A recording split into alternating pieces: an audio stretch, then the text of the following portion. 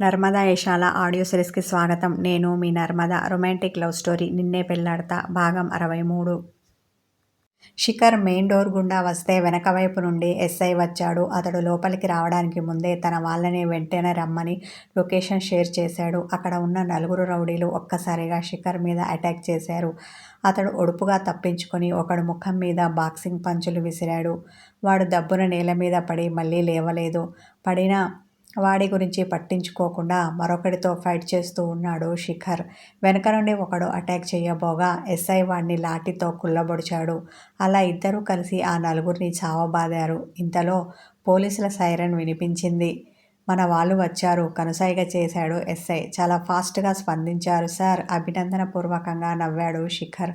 అతడు చిన్నగా తల ఊపాడు. ఆ 4 దుండగులని వచ్చిన కానిస్టేబుళ్లు చేతులకు బేడీలు వేసి వ్యాన్లో ఎక్కించారు. ఈ అమ్మాయి మాటేమిటి అన్నట్టు రియా వైపు ప్రశ్నార్థకంగా చూశాడు ఎస్ఐ. వదిలేయండి సార్, అసలే పెళ్లి కావలసిన పిల్ల. ఇప్పుడు స్టేషన్ అది ఇది అంటే భవిష్యత్తు నాశనం అవుతుంది. ఇంటికి వెళ్ళాక ఆమె సంగతి నేను చూసుకుంటాను. మీరు ఆ దుండగుల సంగతి చూడండి. ఈ పని వాళ్ళు ఎందుకు చేశారో, ఎవరి కోసం చేశారో ఆరా తీయండి. నేను రేపు ఉదయమే వచ్చి మిమ్మల్ని కలుస్తాను అన్నాడు శిఖర్.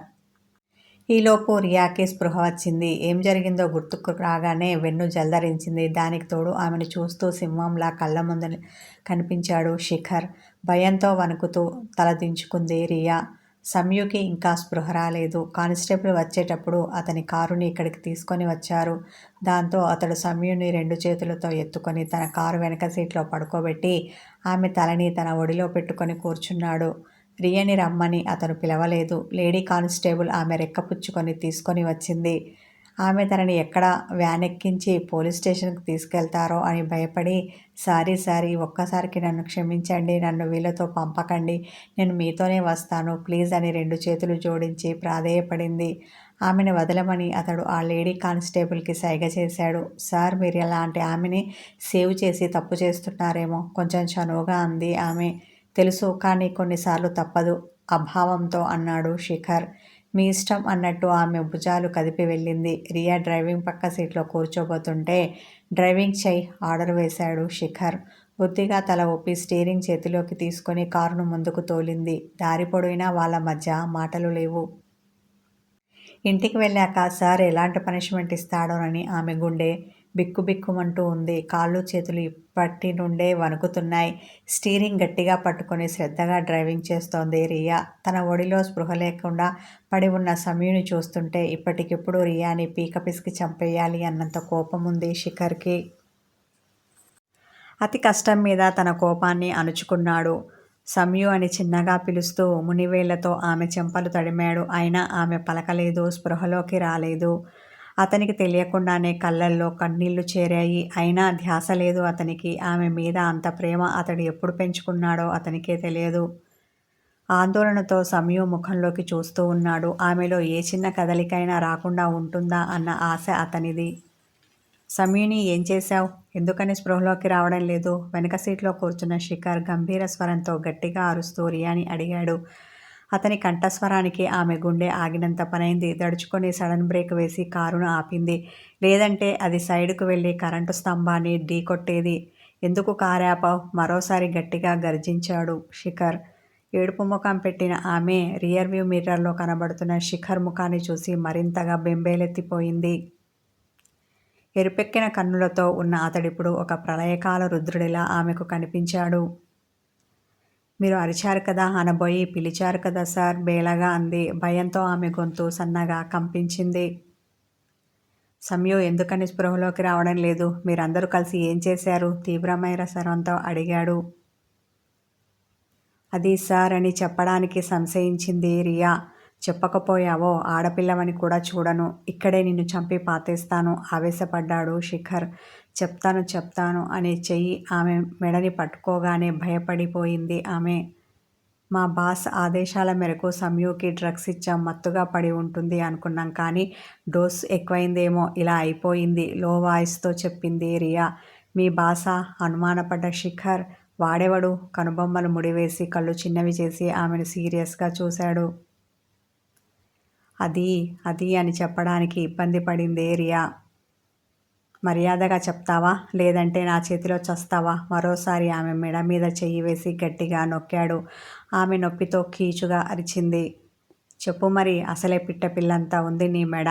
కోడిమెడ విరిసినంత తేలిగ్గా నీ మెడ విరిచేయగలను, జాగ్రత్త అని హెచ్చరిస్తూ ఆమెను మరింత భయపెట్టాడు శిఖర్. చెప్తాను సార్, నన్ను ఏమీ చెయ్యకండి, ప్రాణభయంతో వేడుకుంది రియా.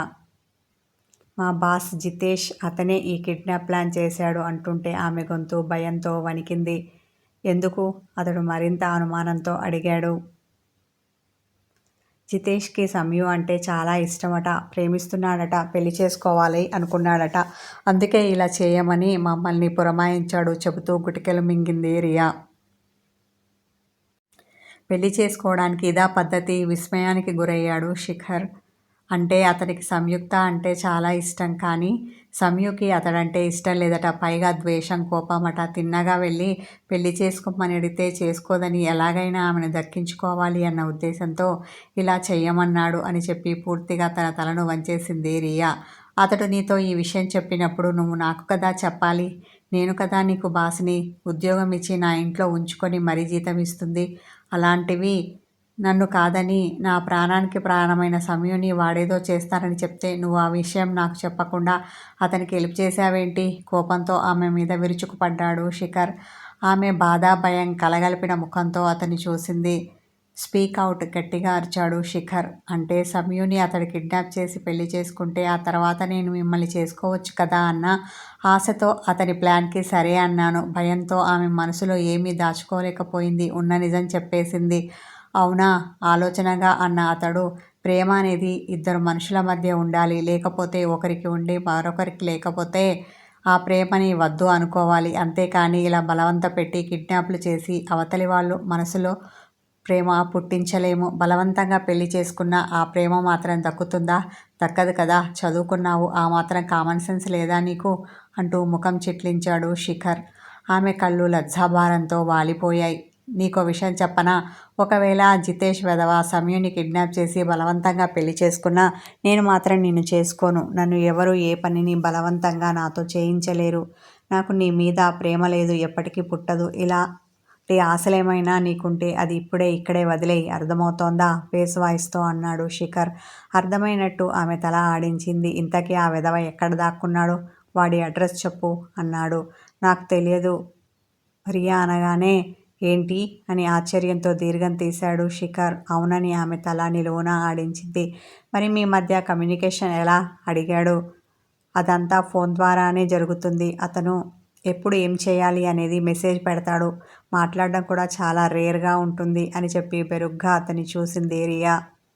కాసేపు ఆలోచనతో ఉండిపోయిన శిఖర్, కారు తీ అన్నాడు. ఆమె మళ్ళీ స్టీరింగ్ పట్టుకొని కారును ముందుకు తోలింది. ఆ జితేష్ నీకు ముందే తెలుసా? రియర్ వ్యూ మిర్రర్లో ఆమె ముఖాన్ని చూశాడు. నిశ్చితంగా రోడ్ని చూసి డ్రైవింగ్ చేస్తున్న ఆమె తెలియదని తల అడ్డంగా ఊపింది. మరి నువ్వు అతని కాంట్రాక్టులోకి ఎలా వెళ్ళావు అన్న అతని మాట మరింత సీరియస్గా వచ్చింది. చెప్పాలా వద్దా అని ఆమె ఆలోచనలో పడింది. నువ్వు అన్ని విషయాలు చెప్పాల్సిందే. నీకు మరో ఆప్షన్ లేదు. లేదంటే నిన్ను లైఫ్ లాంగ్ జైల్లో ఉండేలా చేస్తాను. అసలు ఏం జరిగిందో చెప్తావా, లేదంటే జైల్లో ఉంటావా? డిసైడ్ చేసుకో అన్న అతడు తన కోపంలోనూ సైడ్ స్మైల్ ఇచ్చాడు. చెప్తే అతనితో తంట, చెప్పకపోతే ఇతనితో తంట. ఇప్పుడెలా? సందిగ్ధంలో పడింది రియా. ఆమె మౌనంగా ఉండడం చూసి మాట పడిపోయిందా? గదమాయించాడు శిఖర్. ఉలికిపాటుతో తేరుకునే, సార్, ఆయనకి నా ఫోన్ నంబర్ ఎలా తెలిసిందో తెలియదు. ఒకరోజు కాల్ చేశాడు. సహజంగానే నేను అన్నోన్ నంబర్ కాల్ లిఫ్ట్ చేయను. కర్మకాలి ఆ రోజు లిఫ్ట్ చేశాను. దాని పర్యవసానమే ఇదంతా. బాధతో వాపోయింది రియా. నక్కవిన్యాలు చూపిస్తూ మొసలి కన్నీళ్లు కార్చకు. నేను నిన్ను నమ్మను. ఎట్టి పరిస్థితుల్లో నిన్ను క్షమించను గాని ఆ తర్వాత ఏం జరిగిందో నసపెట్టకుండా చెప్పు, గంభీర స్వరంతో అడిగాడు శిఖర్. తల ఆడించిన ఆమె ఆ కాల్ లిఫ్ట్ చేయగానే, ఆ కాల్ లిఫ్ట్ అయితే చేశాను, కానీ ఎందుకో మాట్లాడాలి అనిపించలేదు. వెంటనే కట్ చేయబోతుంటే, హలో అని కాకుండా ఆగు, కాల్ కట్ చేయకు, అలా చేస్తే నువ్వే నష్టపోతావన్న గరుకు మాటలు వినిపించాయి. ఎవరు మీరు? నన్ను బెదిరించడానికి మీకెంత ధైర్యం? నా ఈగో హట్ కాగా నా యాటిట్యూడ్ చూపించాను. నీకు అంత సీన్ లేదు. సింహం ముందు చిట్టెలకలా వేషాలు వెయ్యకు అహహా అని బిగ్గరగా నవ్వాడు అతడు. అతని నవ్వులో నాలో ఉన్న పొగరు పోయి భయం మొదలైంది. ఎవరు మీరు? నా గొంతు సన్నగా వణికింది. నేనెవరైతే ఏంటి? నీకు మాత్రం హితోభిలాషిని అన్నాడు. మళ్ళీ అదే నవ్వు నవ్వాడు. నాకు మీరు వద్దు, మీ హితము వద్దు. ఎవడో ఏంటో పిచ్చిగా వాగుతున్నాడు అనుకుని వెంటనే కాల్ కట్ చేశాను. మళ్ళీ సెల్ రింగ్ అవుతుందేమో అనుకున్నాను, కానీ కాలేదు. వాట్సాప్కి మెసేజ్ వచ్చింది. అది నాకు డిస్ప్లే మీద కనబడుతుంటే అది ఓపెన్ చేయడానికి చేతులు వణికాయి. నువ్వు నా ఫోన్ లిఫ్ట్ చేయకపోతే నీకే నష్టం అన్న డిస్ప్లే మెసేజ్ చూసి ఓపెన్ చేశాను. చెప్పాను కదా, నేను నీతో మాట్లాడుతుంటే ఎందుకు కాల్ కట్ చేశావు? ఇప్పుడు నేను చెప్తాను. మళ్ళీ లిఫ్ట్ చేయి, కానీ కాల్ కట్ చేయకు. అలా చేశావంటే దాని ఫలితం తీవ్రంగా ఉంటుంది. బెదిరింపు లాంటి మెసేజ్ అది. అది నేను చదివి రిప్లై పెట్టేలోపు మళ్ళీ కాల్ రింగ్ అయింది. నాకు తెలియకుండానే లిఫ్ట్ చేశాను. బహుశా అతడు నన్ను అంతలా భయపెట్టి ఉండాలి. హలో, ఈసారి నా గొంతు పీలగా వచ్చింది. ఎక్స్ట్రా వేషాలు వెయ్యకుండా నేను చెప్పింది జాగ్రత్తగా విను అన్నాడు అతడు. నేను చెప్పమని చిన్నగా ములిగాను. నీకు షికార్ అంటే ఇష్టమా? డైరెక్ట్గా అడిగాడు. ఇష్టమా అని అంత చిన్నగా అడుగుతున్నారా? బోలెడంత ఇష్టం. నిజం చెప్పాలంటే పిచ్చి ప్రేమ. అతడు అపరిచితుడని తెలిసి కూడా నా మనసులోని మాటను బయటపెట్టాను. నాకు తెలుసు. డెవిల్ స్మైల్ ఇచ్చాడు అతడు. ఎలా? ఈ విషయం నేను ఇంతవరకు ఎవరికీ చెప్పలేదు. చివరికి శిఖర్కి కూడా. అలాంటిది నా మనసులోని మాట మీకెలా తెలిసింది అన్న నేను విస్మయానికి గురయ్యాను. అదంతా జాదూ అనుకో, ఇంకేదైనా అనుకో, ఐ డోంట్ కేర్ అన్న అతడు. నేను చెప్పినట్టు విన్నావంటే నీ పెళ్లి శిఖర్తో జరిపిస్తాను. ఆ బాధ్యత నాది అన్నాడు. అతను అలా అనగానే సంతోషంతో నిజమా? గట్టిగా ఫోన్లోనే అరిచాను. అవును నిజమే. నేను మాట ఇస్తే తప్పను. కాకపోతే నువ్వు నాకు పనిచేసి పెట్టాలి అన్నాడు. ఏంటో త్వరగా చెప్పండి, చిటికలో చేసేస్తాను అత్యుత్సాహం చూపించాను. అహహా అని అతడు విలన్లా నవ్వాడు. మాటిమాటికి ఎందుకు నవ్వుతారు? కోపం వచ్చి విసుక్కున్నాను అని చెప్పింది రియా. ఈ రొమాంటిక్ కథ కొనసాగుతుంది. హాయ్ వ్యూవర్స్, మీకు సస్పెన్స్, థ్రిల్లర్, యాక్షన్ లాంటి కథలంటే ఇష్టమా? కామెంట్లో చెప్పండి. నెక్స్ట్ అలాంటి కథ ఇస్తాను. ఈ స్టోరీ నచ్చితే లైక్ చేయండి, కామెంట్ చేయండి, హైప్ చేయండి. ఇంకా నన్ను సబ్స్క్రైబ్ చేసుకొని వాళ్ళు ఉంటే నా ఛానల్కి సబ్స్క్రైబ్ అవ్వండి. థ్యాంక్